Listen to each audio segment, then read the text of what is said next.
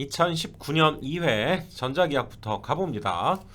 자, 1번 두 종류의 유전체 경계면에서 전속과 전기력선이 경계면에 수직으로 도달할 때에 대한 설명으로 틀린 것은 그랬네요. 자, 여기에서 우리 같이 다시 한번 살펴보면 우리 수직으로 이렇게 도달할 때 전속 밀도 D가 연속이다. 연속이라는 얘기는 변치 않는다. 그런 의미라고 그랬죠. 수직 성분, 법선 성분이 연속이고요. 전개는 수평 성분, 접선 성분이 연속이다. 그랬죠. 그래서 이거 외우는 거 기억나시죠? 에탄이라고 하는 도시에 제가 이사를 갔다고 그랬죠. 에탄이라고 하는 도시에 이사를 갔더니 거기에는 AC가 안 나오고, 즉 교류가 안 나오고 뭐가 나옵니까? DC가 나와서 에탄이 뒤바뀐 도시다. 이렇게 알았다 그랬죠. 그래서 엡실론 탄젠트 E 사인 DC D 코사인 이렇게 외우고, 여기 엡실론 탄젠트 에탄은 요게 바뀌어 있다고 그랬죠. 2112 112 얘는 안 바뀌어 있는데, 그리고 자 엡실론 1, 2가 만약에 엡실론 1이 클 때의 대소관계, 이거 2가 뒤바뀌어 있다고 그랬죠. 2만 치과 갔더니 틀니를 좀 바꾸라고 했더니 2가 바뀌었습니다. 2가 바뀌었다. 2만 바뀌고요. 나머지는 그대로 부등호 관계가 그대로 유지되고 2가 바뀌고요. 그 다음에 전속은 유전율이 큰 쪽으로 이렇게 휘어서 흐른다라고 하는 것도 기억하자고 그랬죠. 자, 이걸 가지고 다시 문제로 들어가 보면, 자, 전속 밀도는 변하지 않는다. 그쵸? 얘가 여기에 수직으로 도달했다는 얘기는 이 법선과 일치하면서, 즉 세타 값이 0이 되는 거죠. 입사각이 0이 되는, 수직으로 도달하게 되면 그대로 나가게 되니까, 즉 D가 연속이어서 전속 밀도 연속이다, 변하지 않는다, 맞는 말이죠. 역시 이렇게 수직으로 가기 때문에 전속 전기력선은 굴절하지 않고요, 그대로 빠져나갑니다. 입사각이 0이면 굴절각도 0이 되니까. 전개의 세기 E는 불연속 맞죠. D는 연속, 수직일 때 E는 불연속, 요거 맞습니다. 전속선은 유전율이 작은 유전체 쪽으로 모이려는 성질이 있다. 그게 아니죠. 여기 보시면 다시 전속은 유전율이 큰 쪽으로 이렇게 모이려는 성질이 있다 그랬었죠. 그래서 답은 4번이 틀린 거죠. 즉 4번이 답이 됩니다. 2번 점전화 플러스 Q의 무한 평면도체에 대한 영상전화, 자주 나오는 유형이죠. 여기 무한 평면도체가 있을 때 거기에서 D만큼 떨어진 곳에 이렇게 Q클롱이 있을 때 이 평면과 작용하는 힘을 구하려면 얘가 영전이니까 구하기가 어려웠죠. 그래서 어떤 거와 동일하다고 볼 수 있었냐면, 같은 거리에, 즉 D가 떨어졌을 때 D가 떨어져 있는 그곳에 플러스 Q라면 마이너스 Q 전하량은 같고 부호가 반대인 그런 영상 전하가 있어서 얘네 둘 사이에 작용하는 힘이 바로 이 평면과 얘 사이에 작용하는 힘과 같더라. 이렇게 우리가 해석하는 방법을 전기 영상법 이렇게 얘기했었죠. 그래서 플러스 Q에 대응되는 영상 전하는 마이너스 Q죠. 마이너스 Q. 3번 MKS 단위계에서 진공 유전율의 값. 진공 유전율은 뭡니까? 엡실론 제로 우리가 이렇게 표현하죠. 자, 이거 우리가 쿨롱 상수에서 찾으시면 됩니다. 여러분들, 자, 쿨롱 상수 48 엡실론 제로분의 1, 이게 쿨롱 상수였죠. 그리고 이것이 얼마였습니까? 99콘을 좋아해. 99콘을 좋아해. 이렇게 이거 기억하자고 그랬죠. 99콘. 쿨롱 상수입니다. 그래서 여기 엡실론 제로 얘네 둘이 자리만 바꿔주면 되니까요. 그렇죠? 얘랑 자리만 뒤바꿔주면 됩니다. 그래서 뒤바꿔 볼까? 이쪽으로 넘어가게 되면 4, 9, 36 파이 곱하기 10에 여기 9제곱분의 1이 되고요. 얘가 이쪽으로 가니까 엡실론 제로 이렇게 되는 거죠. 그래서 이 값과 같은 것은 3번이 되죠. 페로포미터 3번이 답이 됩니다. 자, 쿨롱 상수 4파 엡실론 제로분의 1이고요. 99콘을 좋아해. 이걸 가지고 찾아낼 수 있죠.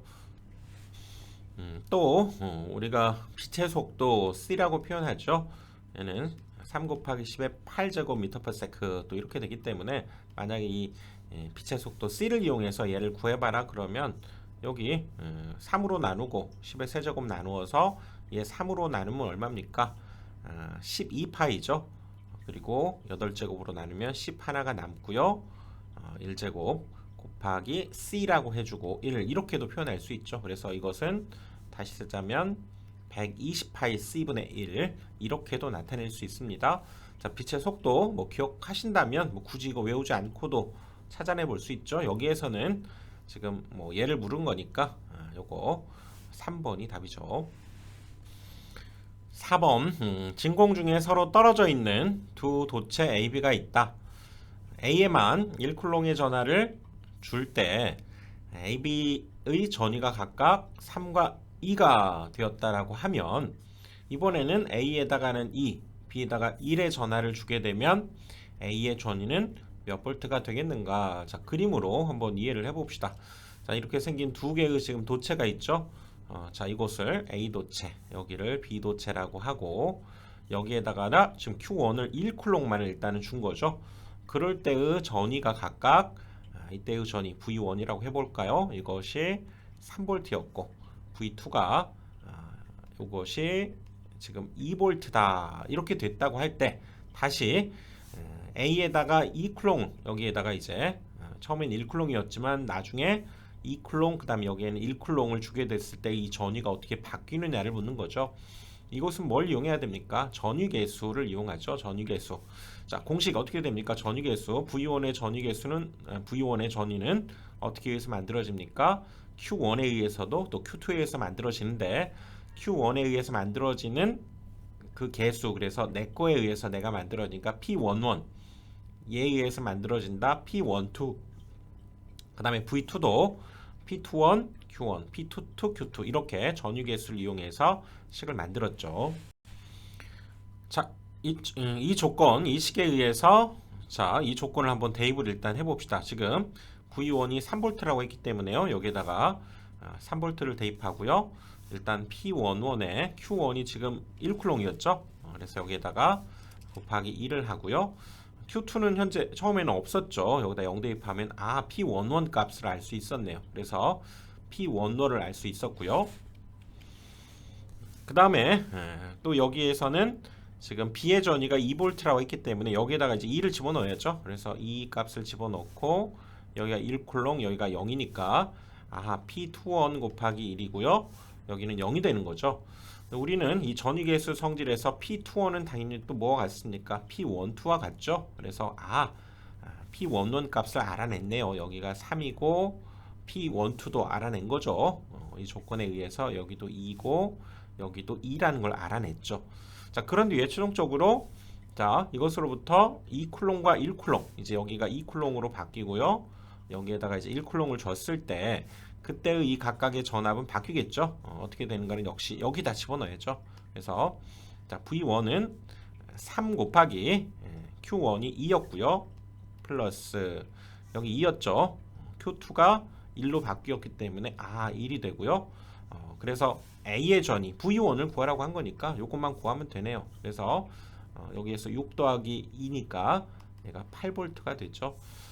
답은 3번입니다. 여기에선 이 전위계수 요 식을 이용해서 풀어나가면 크게 어렵지 않습니다. 요 식 기억을 해둬야죠. 5번 비유전율이 5인 유전체 내에 한 점에서 전개의 세기가 10의 4제곱볼트/미터 2가 지금 10의 4제곱이라는 얘기죠. 이 점의 분극의 세기는 약 얼마가 되겠는가? 자, 분극의 세기 우리가 공식으로 한번 써보면요. 분극의 세기는 D-D0 이렇게 됐죠. 그래서 여기에서는 D와 이 전기의 세기 사이의 관계 D는 엡실론 2가 되는 거죠. 이걸 집어넣어서 요거를 정리를 한번 해보면 여기에 뭐 엡실론 2라고 할 수 있는데 이것은 또 이렇게 쓸 수 있죠. 엡실론 0, 엡실론 S2라고도 쓸 수 있기 때문에 엡실론 0, 엡실론 S2 마이너스 이것도 엡실론 0, 2 이렇게 표현돼서 이것을 또 엡실론 0 앞으로 묶어내고요. 2를 이렇게 바깥쪽으로 이렇게 묶어내게 되면 여기에는 엡실론 S 마이너스 1 이렇게 우리가 얘기할 수 있죠. 또 이것을 여기 D로 한번 이렇게 또 묶어낸 같은 식을 보면 이렇게 D로 묶어내 버리면 여기 얘라고 하는 것은 이렇게 쓸 수도 있죠. D0는 D를 엡실론 S로 나눈 거다 이렇게도 볼 수 있기 때문에 D로 묶어내면 1 마이너스 엡실론 S분의 1 이런 것들로 쭉 변형이 가능합니다. 즉 결론은 여기 분극의 색이 이 공식하고 이 관계만 이용하면 나머지는 생각해 볼만 합니다. 유도해 볼만 하고요. 여기에서는 지금 비유전율과 전기의 세기가 주어진 거니까 당연히 이 공식을 써야 되겠네요. 이 공식을 사용해서 분극의 색이 구해주면 되죠. 그래서 여기 엡실론 제로는 외워야 됩니다. 공기 진공 중에서 유전율 885에 12명의 자식이 있다고 그랬죠. 마이너스 12제곱이고요.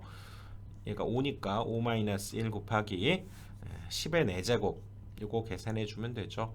자, 계산기로 두드려 보니까 3.542 10에 마이너스 7제곱 1번이 그렇죠? 1번이 답이겠네요. 6번 전자파의 에너지 전달 방향, 즉 어느 방향으로 이 전자파가 흘러가느냐 이걸 물은 거죠. 그래서 전자파는 우리 평면 전자파는 매질 내에서 전개와 자개가 이렇게 수직으로 날아가는 파를 우리가 평면 전자파 이렇게 얘기하죠. 그 중에서도 이제 방향만을 우리가 따지자면 외적의 방향입니다. E 크로스 H의 방향으로 여기가 E고 이게 H라고 한다면 E 크로스 H 우리 손을 잡아서 엄지손가락 이렇게 있고요. 손가락 이렇게 움켜쥐고 있을 때 여기 엄지손가락입니다. 이게 지금 나머지 4개 손가락이고 이 방향이 되는 거죠. 그래서 이 방향으로 흘러가는 것 자체가 전개와 자개의 우리가 크로스곱에 해당되는 방향, 외적에 해당되는 방향 요거였죠. 그래서 2번이 답이 됩니다. 7번 자기유도계수 L이죠. 20mAh인 코일에 전류를 흘릴 때 코일과의 쇄교 자속수가 파이죠. 0.2웨버였다면 코일에 축적되는 에너지는 얼마냐. 자, 이 공식 외워야죠. 우리 콘덴서에 축적되는 에너지 2분의 1 CV제곱, 인덕턴스에 축적되는 에너지는 2분의 1 NI제곱 이렇게 되는 거죠. 그리고 여기에서는 L 자체가 여러분들 놀이놀이 기억해야죠. 놀이 여기 I 붙어있던 것이 밑으로 내려가서 이런 관계이기 때문에 L에다가 지금 여기를 집어넣어서 정리를 다시 한번 해보면 2분의 1에 I분의 N파이 I제곱 이렇게 되니까 요거 하나 약분되면서 이 관계식도 얻어지는 거죠. 다시 문제로 가서 공식 2분의 1 Li 제곱이고요. 또는 2분의 1 N파이 I 이 중에서 써야 되는데 여기에서는 I를 일단 구해야 되겠네요. 그렇죠?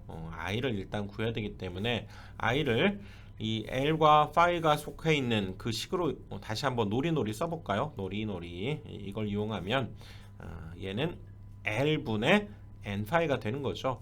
L은 일단 20mm니까요. 20 곱하기 10의 마이너스 세제곱이 되고 여기 코일과 쇄교하는 자속수 전체가 주어져 있기 때문에 요거 대신에 0.2를 집어넣어서 이거 계산을 한번 해보면 딱 10이 나오네요. 10A가 나오죠. 그래서 여기에다가 여러분 대입을 해주면 되죠. 이 식에다가 즉 2분의 1 Li 제곱에다가 대입을 해보면요. 2분의 1에 L이 20ml니까 역시 10의 세제곱 마이너스 세제곱 그리고 I가 여기 10이었기 때문에 10의 제곱 이걸 계산해 주니까 뭐 이거 그냥 계산도 가능하겠네요. 10이 되고요. 예, 세제곱 마이너스 세제곱 1이 됩니다. 그래서 에너지의 1조울이 되는 거죠. 1번이 답입니다. 8번 등 전위면을 따라서 Q쿨롱을 운반하는 데 필요한 일은 뭐냐. 자, 등 전위면 그러면 우리 전위가 같은 점들을 이렇게 연결해서 형성된 면을 등 전위면 이렇게 얘기하고요. 우리 공간에서는 당연히 구의 모양을 갖고 있는 거죠. 등전위면 전위면 자체가. 그래서 등전위라고 하는 것은 전위가 같다는 의미는 일종의 한마디로 우리 일상에서는 마찰이 전혀 없는 그렇죠. 레일을 위해서 여기에서 여기까지 마찰이 전혀 없습니다. 그것을 여기서까지 옮기는데 필요한 일은 하나도 일이 필요가 없는 거죠. 왜냐면 힘이 안 들어갈 테니까. 마찬가지로 등전면 전위면을 따라서 이렇게 Q쿨롱을 한 바퀴 움직인다고 하더라도 전혀 우리가 일 자체는 W는 QV 이렇게 되지 않습니까? 이 전위차가 필요한데 전혀 이것이 전위차가 없기 때문에 등전이기 때문에 항상 0이 된다 이렇게 얘기할 수 있죠. 20번 접지된 직교도체 평면과 점전화 사이에 몇 개의 영상 전화가 존재하는가 그랬는데요.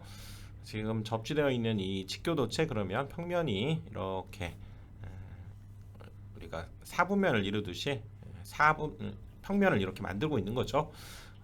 이 평면 자체가 서로 직교하고 있고요. 이쪽에 지금 플러스 Q 이렇게 있다면 당연히 이쪽 편면 맞은편에 같은 거리에서 마이너스 Q가 있고요. 또 마찬가지로 여기에서도 같은 거리에 마이너스 Q가 있게 되죠. 근데 또 요것은 또 요거하고도 관여하게 되기 때문에 이쪽에서 여기 플러스 Q가 존재하고 여기도 같이 존재하게 된다 그 얘기죠. 그래서 영상 전환은 이렇게 3개다 이렇게 답을 할 수가 있죠. 10번 비자화율 카이엠이 2고요. 자속 밀도 B가 다음과 같이 주어진 균일 물체가 있다. 자기의 세기가 얼마냐 그랬는데요. 여기 비자화율이 등장하는 우리 자화의 세기 한번 생각해 봅시다. 자화의 세기는 분극의 세기 P와 거의 같은 꼴이죠. P가 D-D0 요걸 통해서 만들어지기 때문에 여기는 뭡니까? B-B0를 통해서 만들어진다. 이렇게 봐야 되겠죠. 그리고 B는 뮤H 요 관계를 이용해서 다시 한번 써보게 되면 요것은 그렇죠? 여기는 이제 뮤0 뮤S H 이렇게 쓸 수 있죠. 그다음에 여기 B0는 뮤0 H 이렇게 쓸 수 있기 때문에 여기에서 뮤0 이끌어내고 H를 밖으로 이쪽으로 이끌어내게 된다면 여기 뮤S 마이너스 이렇게 되죠. 그래서 이것을 우리가 자화율 그리고 이것은 비자화율 이렇게 얘기하죠. 그래서 이 값이 지금 2다 그 얘기는 이게 지금 비자화율입니다. 이것이 자화율, 얘가 비자화율. 그래서 이걸 통해서 뮤S가 넘어가면 3이라고 하는 것을 알 수 있다 그 얘기죠.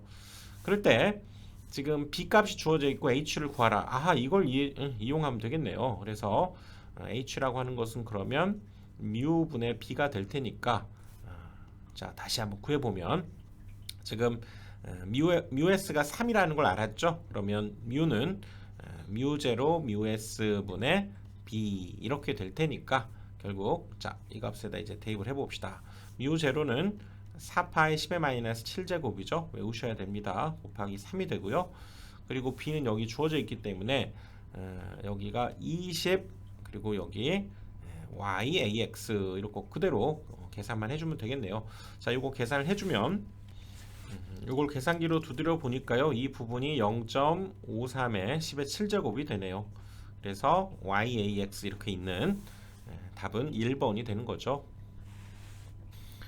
11번 자위의 단위에 해당되는 것은 뭐냐? 자, 자위 magnetic potential energy 그래서 자기적인 위치 에너지 그러죠. 우리 전개에 해당되는 것은 전위 그렇죠? V에 해당되는 거죠. 자위 그러면 U 대문자 U를 쓰게 되고요.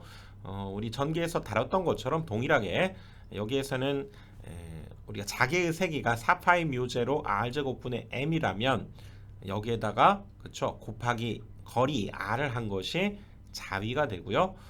단위는 암페어가 됩니다. 자기의 세기가 암페어 퍼 미터였듯이 자위의 단위는 암페어라고 하는 거.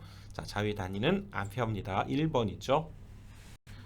12번 유전체의 초전 효과에 대한 설명으로 틀린 것 아닌 것을 골라라. 자, 초전 효과는 파이로 전기라고도 한다고 그랬고요. 유전체 가열 또는 냉각을 시키게 되면 분극 현상이 발생해서 전류가 검출되는 효과를 초전 효과. 그러니까 열을 우리가 가하거나 빼앗아 오면 전류가 검출된다는 얘기죠. 그래서 적외선 센서 이런 것들에 쓰게 된다. 이렇게 볼 수 있고요. 그래서 아닌 것은 딱 1번이네요. 온도 변화에 관계없는 게 아니라 온도 변화 때문에 만들어지는 효과이기 때문에 초전 효과 1번이 아닌 거고요. 자발 분극을 가진 유전체에서 생기고 초전 효과가 있는 유전체를 공기 중에 넣으면 중화가 되고요. 또 열 에너지를 전기 에너지로 변화시키는 데 이용된다. 이것은 뭐 열을 빼앗아 가니까 열이 중화된다. 이렇게 볼 수 있는 거죠. 그래서 1번이 옳지 않네요. 13번 자기 인덕턴스 L이죠. 이것의 회로에 흐르는 전류가 매초 500A의 비율로 증가할 때 이것은 사실상 dIdt 또는 뭐 델타 A, 델타 D 값을 준 것과 같죠. 이거 500 암페어다. 이 비율로 증가한다. 이 얘기죠. 이때 자기유도 기전력 E를 구하라 그 얘긴데요. 요거 우리 L에서 만들어지는 기전력 E 뭡니까? 마이너스 L DIDT 요거니까 사실상 값을 다 준 거네요. 그래서 이 값을 구해보면 마이너스 0.05에 요 비율 자체를 500을 써라. 지금 그 얘기였기 때문에 이건 5 곱하기 5와 같으니까요. 마이너스 25V 크기만을 생각하니까요. 여기에서는 25가 답이 됩니다. 14번 진공 중에서 반지름이 A인 원형 도체판 2매를 사용해서 극판거리 D인 콘덴서를 만들었다. 만약에 이 콘덴서의 극판거리를 2배로 하고 정전 용량을 일정하게 하려면 반지름은 얼마로 해야 되겠는가? 지금 뭐 이렇게 생긴 원판 하나, 2개 이렇게 만들었다는 얘기죠. 그리고 반지름이 A니까 이걸 가지고 이제 콘덴서를 만들었는데 콘덴서 우리 정전 용량 C는 뭡니까? D분의 엡실론 진공 중이니까 엡실론 제로 S 이거에 해당되는 거죠. 그런데 여기에서 반지름이 A 있고 그 다음에 간격을 요 두 사이 간격을 지금 D라고 했기 때문에 지금 이 공식대로 한번 해보자면 뭐 이 넓이 S 이 넓이는 어떻게 됩니까? 파이 R 제곱에 의해서 파이 A 제곱이 되는 거죠. 그러니까 엡실론 제로 파이 A 제곱 이 형태를 갖게 되는데 자, 그 다음은 어떻게 했습니까? 극판 거리를 2배로 했다는 얘기는 ED로 만들었다는 얘기죠. 새로운 요 정전 용량을 이제 D를 ED를 썼다는 얘기고요. 그런데도 정전 용량은 일정하게 만들려고 한다. 그럴 때 요 반지름은 얼마로 해야 되겠는가를 물었네요. 그러니까 엡실론 제로 파이는 그대로 가고요. 요 반지름을 얼마로 해서 그것을 제곱했을 때 이것이 요것과 같으냐, D의 엡실론 제로 파이 A 제곱과 같으냐 이걸 물은 거죠. 이때의 반지름을 뭐 우리가 x라고 한번 잡아볼까요? 그러면 이거 약분되고요. 엡실론 파이 다 약분돼 버리죠. 얘가 이쪽으로 곱하기로 가니까 x 제곱이 2a 제곱이 되면서 루트 씌워주면 되죠. 루트 2a가 되는 거죠. 그래서 반지름은 루트 2배를 해줘야 된다. 3번이 답이 됩니다. 15번 두 개의 코일에서 각각의 자기 인덕턴스 L1, L2가 주어졌고요. 상호 인덕턴스 주어졌을 때 결합계수가 어떻게 되느냐. 우리는 이 결합계수라고 하는 것이 원칙적으로 누설 자속이 없다면 상호 인덕턴스는 어떤 결론이었습니까? L1, L2의 얘가 기하평균이죠. 둘이 곱한 거에 루트 씌운 건데 자속이 있을 때는 정확히 그 값 그대로가 전달이 안 되고 누설 자속이 있을 때 그 비율을 우리가 K다 잡은 이것을 우리가 결합계수다 이렇게 얘기하고 K는 결국 그러면 루트 L1, L2분의 상호 인덕턴스 이것이 실제적으로 결합계수다 이렇게 얘기한다고 그랬죠. 그래서 다시 문제로 가보면 뭐 별거 아니네요. 그 결합계수라고 하는 공식만 알고 있다면 자기 인덕턴스 둘의 곱의 루트 씌운 거 이것분의 상호 인덕턴스 M의 비율이죠. 그래서 그대로 대입해 주면 루트 0.35에 0.5가 되죠.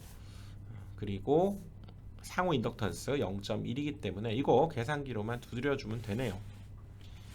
계산기로 두드려 보니까 0.239 정도의 값이 나오네요. 2번이 답입니다. 16번 맥스웰 전자방정식에 대한 설명으로 틀린 것은 그랬는데요.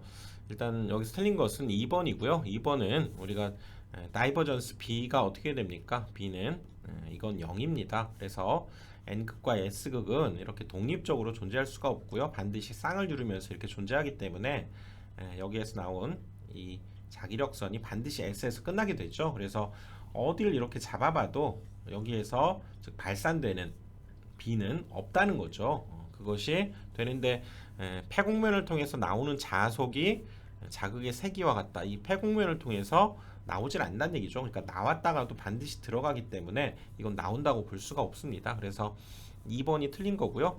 이것은 뭘 의미합니까? 폐곡면을 통해서 나오는 전속은 전하량과 같다. 즉 발산이 있다는 얘기죠. 다이버전스 D가 바로 로브 E 요게 의미하는 거죠. 발산하는 양이 있다는 거고요. 그 다음에 폐곡선 내의 전개의 선적분은 폐곡선 내에서 자속의 변화일과 같다. 이것은 로테이션 E가 마이너스 여기 라운드 B, 라운드 T와 같다 그 얘기죠. 자속의 어떤 변화에 따른 반대 방향으로 이런 전개가 만들어진다라고 하는 것을 이렇게도 해석할 수가 있고요. 마찬가지로 로테이션 H가 만들어지죠. 여기에서는 우리가 전도 전류와 그렇죠. 엡실론, 라운드 E, 라운드 T 이것이 변이 전류의 이런 전류의 어떤 변화율 이런 것들이 또 전류의 변화가 회전하는 자속, 자개를 만들어낸다. 그런 의미와 같은 거죠. 자, 이거 좀 어려우시면 여기에 2번을 잘 보시면 이 다이버전스 B가 0이다라고 하는 거 이거 잘 나옵니다. 0이어야 되는데 뭐 다이버전스 B가 뭐 어떤 값을 갖는다. 이렇게 주어지면 틀린 겁니다. 그래서 2번이 답이죠. 17번 원점주위의 전류 밀도가 다음과 같이 주어졌을 때 반지름이 5cm의 구면을 지나는 전류는 얼마가 되겠는가? 지금 이것은 말 그대로 전류 밀도, 지금 단위 면적당의 전류 값을 의미하죠. 그럴 때 반지름이 5cm인 이 구면을 지나는 전류를 구하라. 그 얘기는 뭡니까? 이 구면을 통과하는 전류를 구하라 그 얘기죠. 그래서 우리 구의 반지름을 뭐 R이라고 잡으면 4파이 R제곱이 구의 면적이 되는 거죠. 그러니까 이 전류 밀도에다가 면적을 곱하면 전류가 얻어지겠죠. 전류 밀도에다가 면적을 곱하면 전류가 얻어지고요. 그 크기만을 지금 생각을 하는 거니까요. 여기 R은 반지름입니다. 반지름. 그래서 여기 R에다가도 0.05를 넣어야죠. 0.5분의 2가 그때의 전류 밀도가 되는 거고요. 곱하기 4파이 R제곱 4파이 0.05의 제곱 이걸 구해주면 되죠. 이거 계산기로 두드려주면 되겠네요. 그래서 요거 하나 약분돼 버리니까 요거 계산을 해주면 파이를 제외하고는 8 곱하기 0.08이니까 그냥 0.4파이 이렇게 답을 해주면 되겠네요. 답이 4번이죠. 18번 다음 조건 중 틀린 것을 물었네요. 비자화율, 비투자율이고요. 다음 어떤 관계가 있는지 강자성체, 상자성체, 반자성체. 자, 다시 한번 정리해보면 강자성체는 여기 비투자율이 1보다 상당히 큰 값이고 니코 철망 이거 기억하자고 그랬죠. 그래서 자기장 방향으로 자화가 강하게 진행돼서 제거해도 자기적인 성질을 그대로 유지하는 강자성체. 그 다음에 상자성체는 비투자율 1보다 조금 큰 경우, 반자성체는 1보다 작은 경우, 뭐 구리, 은, 뭐 이런 것들이 반자성체죠. 자화가 되지 않는 반대 방향으로 오히려 자화가 되는. 그래서 여기에서 니코 철망 기억을 해야 되고요. 이때 만약에 비자화율을 카이엠이다 이렇게 얘기한다면 1보다 큰 값을 갖죠.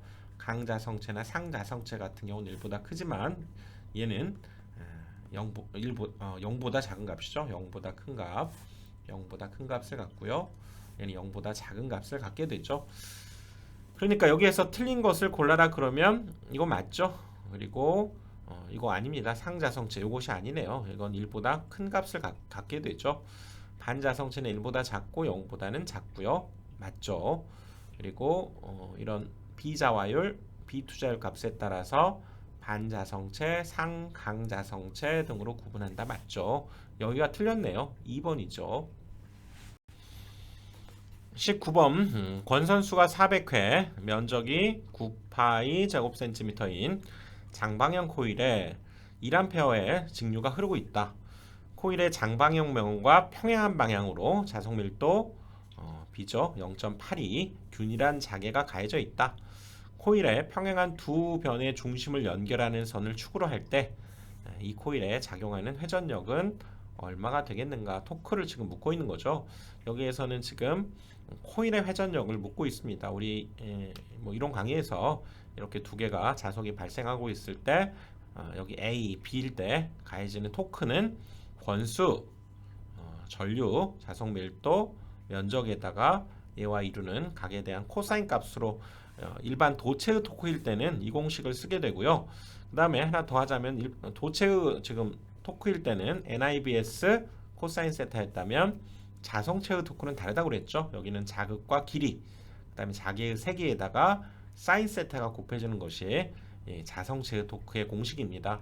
같이 한번 외워주시고요. 여기에서는 지금 요걸 써야죠. 요거 코일의 토크이기 때문에 NIBS 코사인 세타를 이용해야 됩니다. 그래서 토크는 NIBS 여기가 코사인 세타라고 하는 것을 안다면 그대로 뭐 대입만 해주면 되겠네요. N은 400이고요. I는 1A 그리고 B는 0.8이죠. 그리고 넓이 S는 여기 제곱 센티미터니까요. 9파이에다가 10의 마이너스 4제곱을 해야죠. 그리고 코사인 세타 몇 도였습니까? 여기에서